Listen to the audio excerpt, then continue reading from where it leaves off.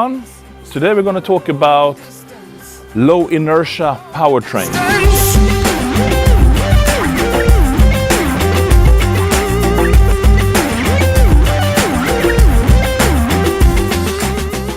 The Jesko V8 is a redevelopment of our previous Koenigsegg V8s. I mean, it's a step-by-step process that we have evolved over the last 20 years. Now we have to comply with even more strict emission regulations. We need more extreme control of everything. But at the same time, we want to make it lighter as a whole and even more responsive and even more exciting. And we really developed the engine in direct combination with a completely new and revolutionary light speed transmission. One of the key things it does, it takes away the flywheel and the clutch between the gearbox and the engine.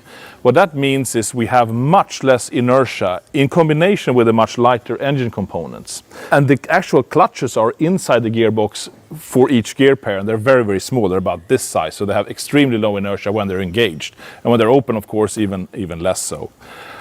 This enables us to have this super amazing response of the engine, and we're going to show you today this in numbers, how many RPMs we can accelerate per second from hitting the throttle. That is really the response. The better number you can get there, the more control you can have over the car, the more directly it reacts to your inputs.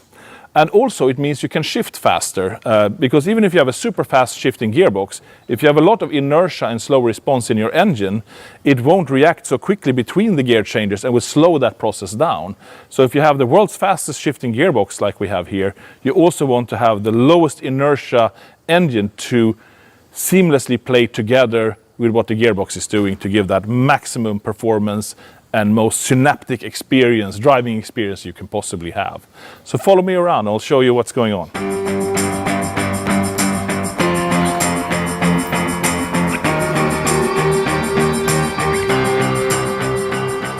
So in this car now, I have a laptop connected to the control system of the car, and we've set up a test file which will tell us how fast the engine is revving per second. So let's have a go.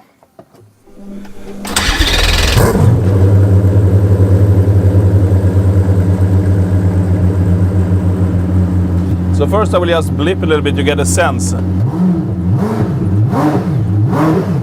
It's just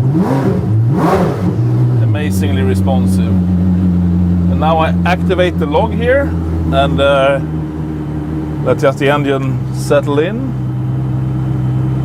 And here we go.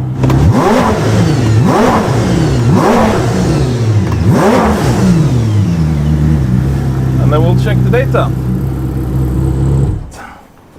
What does it look like?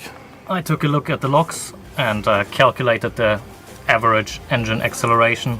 So we're going from full idle to 7,800 RPM in 213 milliseconds, and that's an average of 31,700 wow. RPM per second over the whole range. That's crazy. That's the fastest production revving engine I've ever heard. Yeah, that's insane. Most responsive engine in the world for production car, right? And if you that includes kind of the initial ramp from idle. As soon as you get going, it is much faster per second. Sitting still, yeah, we've seen peaks to 46,000. 46,000 in peak acceleration. So that's 46,000 in the middle of the ramp where the engine picked up and is accelerating. So when you're actually driving and you're not in idle, you already kind of pre-open the throttles and you have the boost ready. I mean, it's even more responsive than this crazy number we get from standstill. In 200 milliseconds, you don't have boost. So if you have boost, it's even faster. Well, folks, there you go. Yeah. Seemingly the world's fastest revving production engine.